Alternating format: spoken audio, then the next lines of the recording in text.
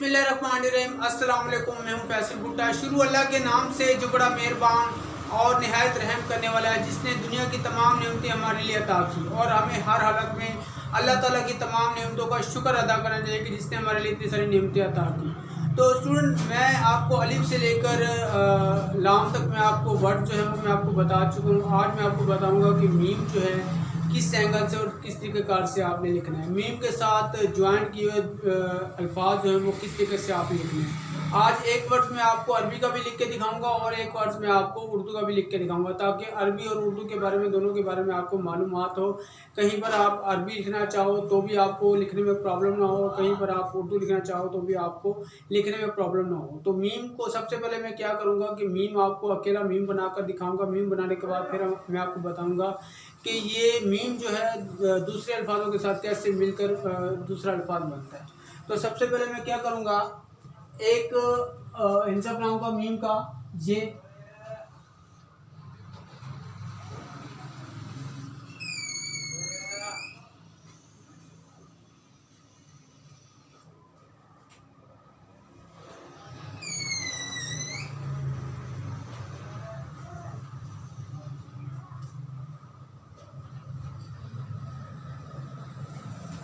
अच्छा जी, इस मीम को मैंने बना लिया और मैं आपको तरीकाकार बताता हूँ कि इसमें आपने कहाँ पर कलम का तिरछा इस्तेमाल हुआ, कहाँ पर मुकम्मल इस्तेमाल हुआ, कहाँ पर आपने इसको सही तरीके से लिखना है। पॉइंट नंबर 1 पे है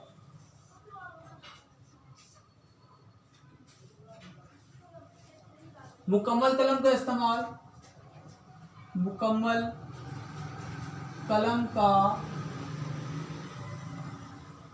इस्तेमाल। दूसरे हिस्से पर कलम को नॉर्मल सा घुमाना है। और तीसरे हिस्से पे है कलम का तिरछा इस्तेमाल। और इसके बाद पॉइंट नंबर 3 पे है कलम का मुकम्मल तिरछा इस्तेमाल।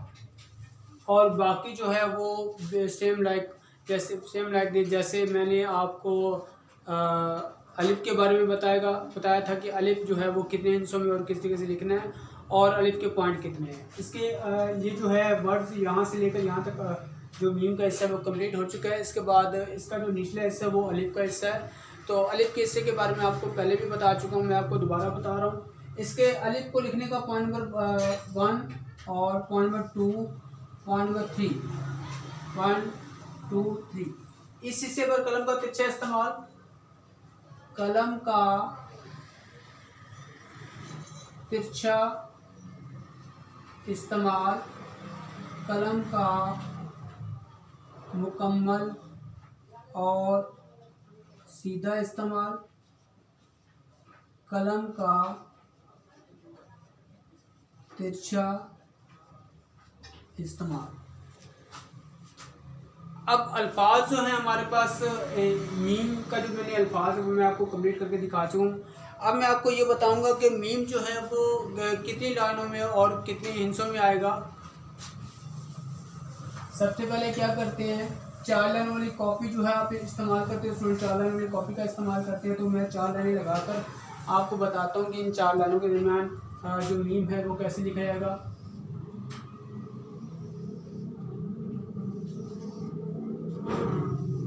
इसका ये तरीकाकार है। इस तरीक़ेकार से आपने लाइनें लगानी है। लाइनें लगाने के बाद आपने मीम जो है वो यहाँ से शुरू करना है।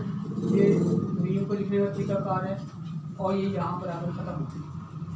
इसके बाद मैं आपको ये बताता हूँ कि मीम के साथ बनाए गए अल्फाज, मीम के साथ ज्वाइंट किए हुए जो अल्फाज हैं वो किस तरीके से आपने लिखना है। एक वर्ड्स में आपको उर्दू का लिख के बताऊँगा और एक लफ्ज़ में आपको अरबी का लिख के बताऊँगा।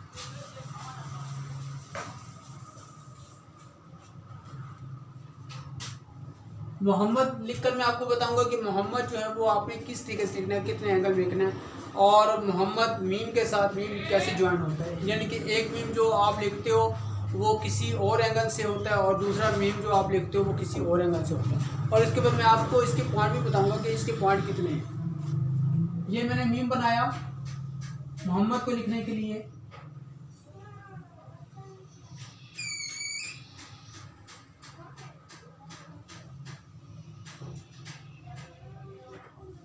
अब इस मीम में और जो दूसरा मीम मैं आपको लिख कर दिखाऊंगा उसमें फ़र्क होगा। ये मीम बनाया, मीम के बाद मैंने हे बनाई, ये हे का हिस्सा है। इसके बाद उसको यहाँ से ऐसे नीचे की तरफ लेके आया मैं, मीम को नीचे, हे को नीचे की तरफ लेके आया। ये तरीकाकार है इसका। अब इस मीम में और इस मीम में फ़र्क होगा।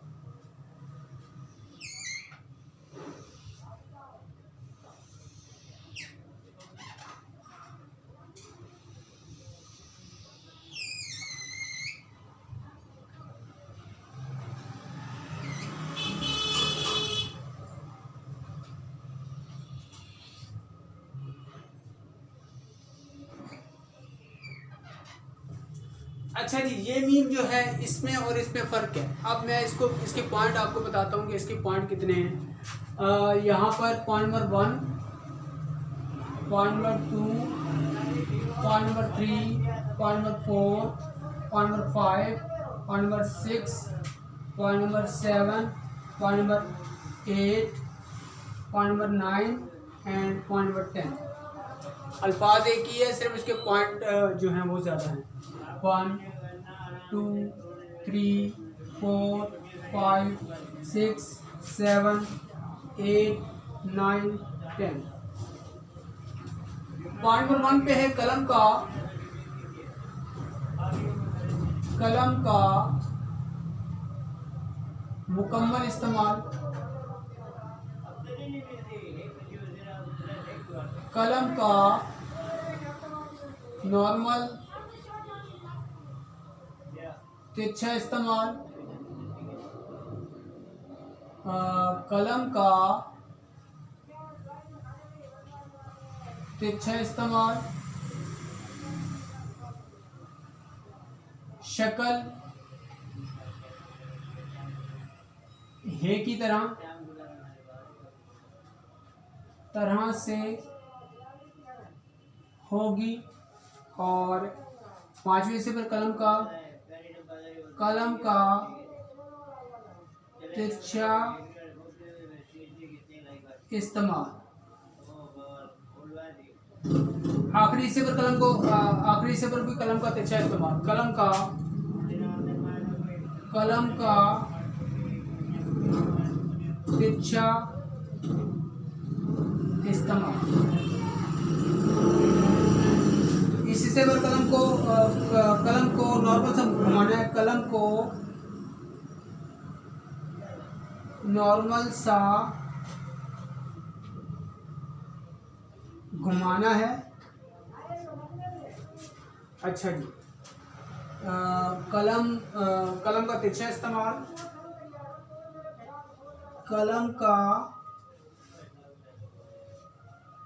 तिरछा इस्तेमाल। शक्ल रे की तरह।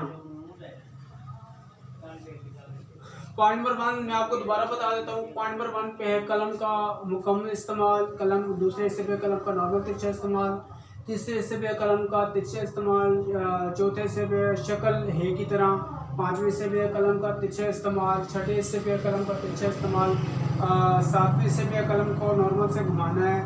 और 8वें हिस्से पे कलम का तिरछा इस्तेमाल। 9वें हिस्से पे है शक्ल मुकम्मल रे की तरह। और 10वें हिस्से पे कलम का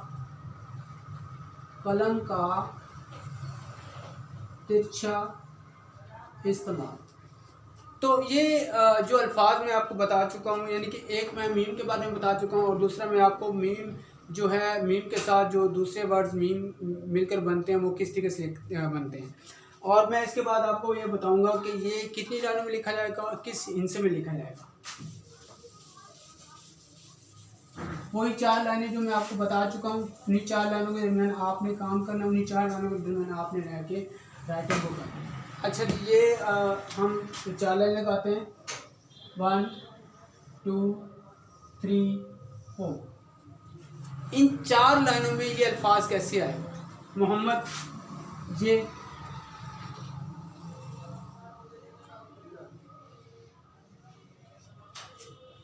ये जो अल्फाज है ये 3 लाइनों में आएगा, 4 लाइनों में नहीं आएगा। 4 लाइनों में जो अल्फाज आएगा वो आएगा मीम, स्वाद, आइन, लाम, इनके गुलाई वाले अल्फाज जो हैं वो 4 लाइनों में आएंगे। बाकी जो अल्फाज हैं वो दूसरी लाइनों में, वो 3 लाइनों में आएंगे। इस तरीके से आप काम करते रहें, इंशाल्लाह ताला आपकी राइटिंग बेहतर और अच्छी हो जाएगी।